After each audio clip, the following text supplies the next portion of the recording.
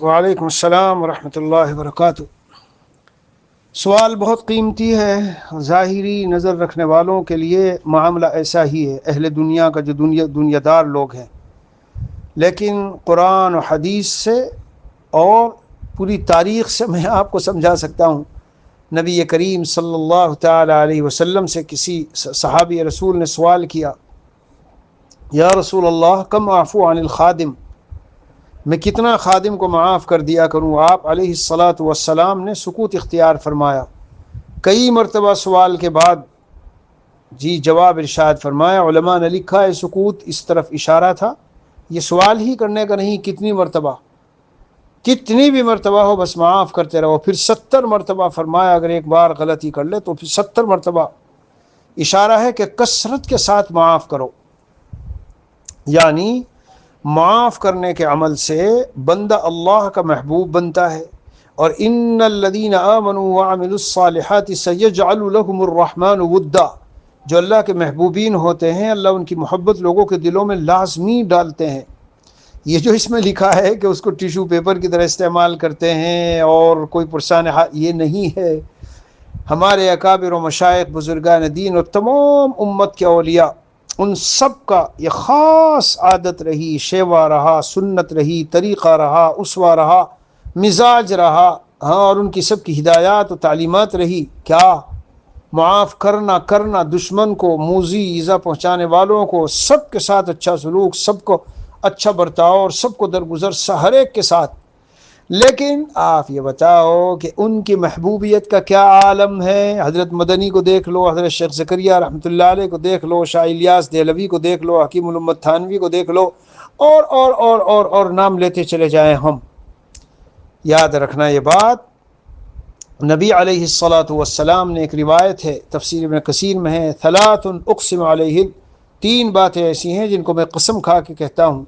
Number 1، پہلی بات تو حضور علیہ الصلاۃ والسلام کو قسم کھانے کی ضرورت نہیں ہے، وحی آسمانی ہے، سچی ہے، جو مسلمان مانتے ہیں سچ، لیکن پھر بھی مؤکد مزید تاکید سے بات بتانے کے لیے، صدقے سے مال کبھی گھٹتا نہیں۔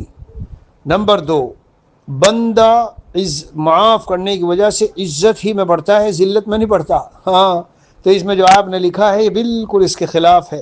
اور تیسری بات، سبحان اللہ، من تواضع للہ رفعہ اللہ، اللہ عز و جل کے لیے جو چھوٹا بن جاتا ہے، معاف کرنے میں بھی چھوٹا بننا پڑتا ہے۔ خاندان میں بہت سی چیزیں، گھر میں بہت سی چیزیں، شوہر بیوی میں بہت سے معاملات ایسے آتے ہیں کہ بیوی چھوٹا پڑ جاتی ہے، شوہر چھوٹا بن جاتا ہے، یعنی اس طرح سے اپنا رویہ اختیار کرتا ہے چھوٹوں کی طرح سے۔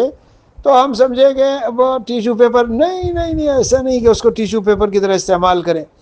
حضرت شیخ الحدیث مولانا زکریا رحمۃ اللہ علیہ کا واقعہ غالباً آپ بیتی میں ہے، گئے تھے ملنے کے لیے، خاندانی کوئی رشتہ دار تھا اور کوئی اور بھی ساتھ میں گیا تھا، لیکن وہ ادھر سلام کرے تو منہ پھیر لے، ادھر سلام کرے تو منہ پھیر لے۔ حضرت شیخ گئے، مل وغیرہ آ گئے تو خاندانی جو تھے انہوں نے کہا کہ اب تو نہیں جاؤ گے آئندہ کبھی؟ دیکھا کیا سلوک کیا؟ حضرت شیخ نے فرمایا میں تو جاؤں گا، یہ میرا عمل ہے، مجھے اپنے عمل کی طرف دیکھنا ہے، میں اللہ کے نبی علیہ الصلاۃ والسلام کا امتی ہوں، مجھے حضور علیہ الصلاۃ والسلام کا طریقہ دیکھنا ہے، اسوہ دیکھنا ہے، مجھے حضور کی سیرت پر چلنا ہے صلی اللہ تعالی علیہ وعلی آلہ وصحبہ وبارک وسلم۔ اور آپ کا اسوہ نمونہ دشمن کے ساتھ بھی اچھا سلوک ہے۔ بتائیے روئے زمین میں سب سے زیادہ عزت والے کون؟ نبی علیہ الصلاۃ والسلام سے بڑھ کر کوئی بھی نہیں۔ آپ تو سب کو خوب معاف فرماتے تھے۔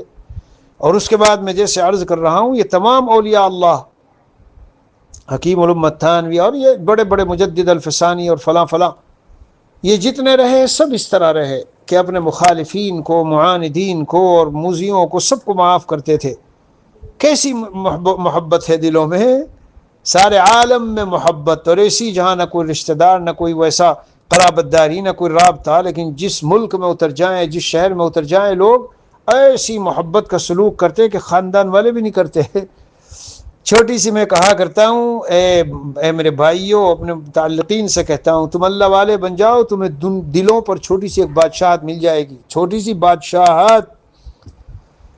میرے بھائی یہ چیزیں، ہاں آج ہی مجھے کوئی پوچھتا تھا کہ جی کس طرح آخر اس طرح برداشت، میں نے کہا اصل میں دل اللہ کو دیا نہیں ہم نے، جب ہر واقعے چھوٹے بڑے میں نظر اللہ کی طرف ہو اور وہیں سے سارا معاملہ ہو تو مخالفتیں، موافقتیں، تعریفیں، مذمتیں، مضرت و نقصان، نفع نقصان سب خاک ہو جاتا ہے، کچھ نہیں رہتا۔ امام غزالی نے فرمایا ہے نا، انسانوں کو پتھر کی طرح، نہ نفع نہ ضرر، کچھ بھی نہیں ہے اس کے بس میں ہے۔ اس طرح جب تک نہ سمجھ لے کہاں اللہ والا آدمی بنتا ہے۔ اس لیے یہ سوال تو بہت اچھا ہے، اور دیکھنے بظاہر جو پڑھے گا اس کو بہت اچھا لگے گا کہ واقعی بہت اچھی بات پوچھی ہے، لیکن جو بات میں عرض کر رہا ہوں، معافی اللہ تعالیٰ کی صفت ہے، معافی معاف کرنا نبی کریم صلی اللہ علیہ وسلم کی خاص اسوہ اور سیرت اور نمونہ ہے، معاف کرنا تمام اولیاء اللہ کی خاص عادت رہی ہے۔ تو ان چیزوں کو جو لے لے اور اللہ کا محبوب بن جائے، حدیث شریف نہیں ہے، میں تو کبھی کبھی بیانات میں سنائی ہے میں نے، جب اللہ کسی بندے کو محبوب بناتے ہیں تو حضرت جبرائیل علیہ السلام سے فرماتے ہیں میں فلاں بندے کو محبوب کرتا ہوں، تم بھی کرو۔ پھر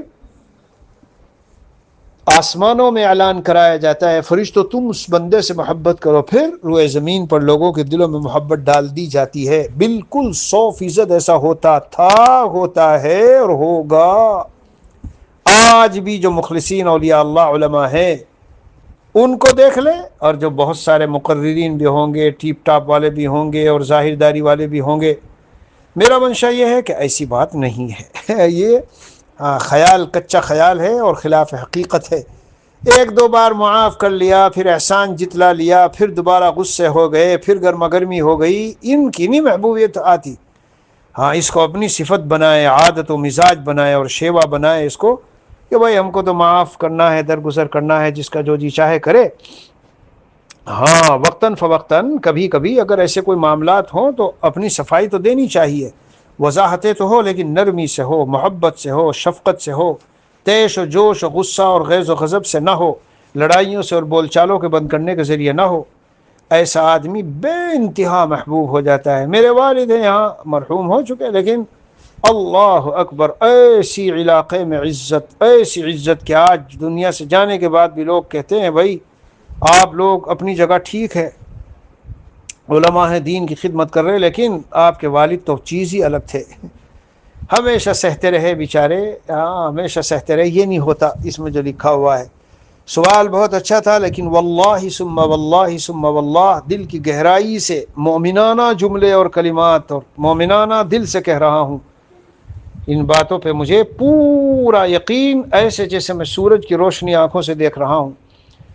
اور اعلیٰ درجے کی بات یہ ہے کہ انسان، بس یہ تو سوال کا خیر دوسرا ہے، لیکن میں ایک اور طرف بھی نظر متوجہ کر دوں کہ انسان کی نظر یہ ہو، میرا معاف کرنا، میرا درگزر کرنا، میرا تواضع اختیار کرنا، میرا دوسرے کے لیے، یعنی یہ اپنے کو چھوٹا بنا لینا، چھوٹا پڑ جانا خالص اللہ کے لیے، وہاں سے مجھے اجر چاہیے۔ وہاں سے جب اجر ملتا ہے سبحان اللہ تو بہت زیادہ ہوتا ہے اور وہ عظیم ہوتا ہے، اور پھر آخرت میں جو ملے گا اس کا تو کیا ہی کہنے۔ اور اجروں میں سے ایک اجر یہ ہے، ہاں، محبوبیت۔ اسی لیے حکیم الامت تھانوی نے فرمایا تھا من کان نظرہ الی مجاری القضاء فلا یفنی ایامہ فی مخاصمۃ الناس، یہ ایک مضمون ہے، اس کو کسی نے عربی میں اس طرح تعبیر کیا ہے، جی حضرت کی اس میں ہے یہ لا تثریب علیکم اليوم، اس کے ضمن میں غالباً مجھے یاد ہے جس کے نظر وہاں ہو جہاں سے سارے فیصلے صادر ہوتے ہیں، وہ لوگوں سے جھگڑنے میں اپنے ایام کہاں خرچ کرے گا۔ آج ہی ایک جوان مجھ کو ہمارے خاندانی بھتیجا پوچھتا تھا کہ یعنی واقعات پیش آئے اور آپ جوں کہ توں ایسے بیٹھے رہتے ہیں اور یہ کرتے ہیں اور کچھ خاص اثر نہیں۔ میں نے کہا اثر لے کے کیا کروں، جب معاملہ سارا اللہ سے ہے تو کس نے کیا کہہ دیا، کس نے کیا جملہ بول دیا، کس نے مجھے بارے میں کیا سوچ لیا، کسی نے وہ برا جملہ بولا، کوئی بدنام کرنے کی اس میں ہے، یا کوئی اور کچھ کر رہا ہے، یا کوئی زمین دبانے کے چکر میں، مثال کے طور پر، یا کوئی اور۔ میں نے کہا یہ سب سوچنے کا وقت کہاں ہمارے پاس، وقت ہی نہیں ہے۔ حضرت والا جلال آبادی رحمۃ اللہ علیہ کو بھائی آج ہی سناتے تھے کسی مسئلے میں نمبرات وغیرہ تھے، کتابوں کی کچھ کمی ہوئی، تو اس سال تو میں گیا تو فرمایا کسی خارجی واقعے سے طبیعت میں تاثر ہو تو ہو، لیکن باقی نہیں رہنا چاہیے۔ بہرحال سوال کا جواب ہو گیا، اللہ کی طرف نظر ہو اور اللہ کے لیے معاف کرنا ہو، اور یہ عقیدہ ہو کہ محبوبیت اور عزت اور ہر طرح کی راحت اور خوشی سب اللہ کے خزانوں میں سے اللہ تعالیٰ دیتے ہیں بندوں کو. تو جب وہاں محبوب ہو گیا تو ضرور مل کے رہتی ہے. سوال ہے جی ہم نے بہت سے دیکھے تو یہ ہو سکتا ہے کہ فوری طور پر نہ نظر آ رہا ہو, ذرا صبر کے بعد انتظار بھی تو ہو, انتظار کے بعد ملتا ہے. مثلا سال 2 سال مہینے 4 مہینے 5-7 سال, لیکن پھر جو کچھ ملتا ہے. میں جنات و جادو کے سخت حملوں کی زد میں ہو کے گزرا.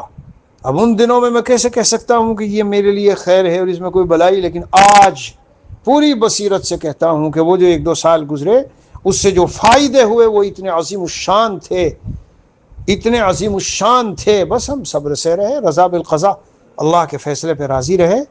تو اگر وقتی طور پر معاف کرنے, درگزر کرنے سے اور نرمی برتنے سے وہ چیزیں حاصل نہیں ہو رہی ہے تو ہم کو ذرا تھوڑا سا ٹھنڈا رہنا چاہیے. اور اللہ کے وعدے ضرور ظاہر ہوں گے, کس شکل میں ہوں گے, کب ہوں گے, کتنی دیر میں ہوں گے, اس سے بے چین نہ ہو. چلو جواب ہو گیا. بہت دنوں سے بھیجا ہے آپ نے میسج جی, اور میں نے یہی سوچا بھی تھا کہ اس کو ذرا اچھے طرح سے سمجھاؤں گا, اور میرے خیال سے تو یہ اتنا تفصیلی ہو گیا کہ اس کو ہم ساتھیوں کو بھی ڈالتے ہیں, کیونکہ آج کل غصہ پینے والے بہت کم رہ گئے. ہے غصہ, الامان الحفیظ, الامان الحفیظ, الامان الحفیظ. ہاں آگ لگی پڑی ہے گھروں میں. معاف نہ کرنا اسی لیے ہوتا ہے, اندر سے طیش آتا ہے, غصہ آتا ہے, روز جو انتقام کی آگ میں بھڑکتا ہے آدمی, شوہر بیوی کے مسائل ہوں یا خاندانی ہوں. میرے بھائی بس ذہن میں رکھنا, غصے کو تو پی ہی جانا. بہت فائدہ دیکھو گے پوری زندگی. کتنا ہی اندر بالکل ابل گئے ہو خون میں آپ, لیکن پھر بھی کنٹرول کنٹرول کنٹرول. لب و لہجہ بڑا نرم, الفاظ ایسے جو کہو جو چبھے نہیں. 2 جملے بس یاد رکھ لو پوری زندگی کے لیے, 2 جملے. دیکھنا کہ آپ کو ان 2 جملوں پہ عمل کے کیا ملا ہے. لب و لہجہ کہنے کا بہت نرم, محبت والا, شائستہ و شستہ, مؤدب, موقر, اور الفاظ جو بولے گئے وہ ایسے نہ ہو جو چبھنے والے ہوں. پھر دیکھیں آپ کیا بہار آتی ہے. والسلام علیکم ورحمۃ اللہ وبرکاتہ.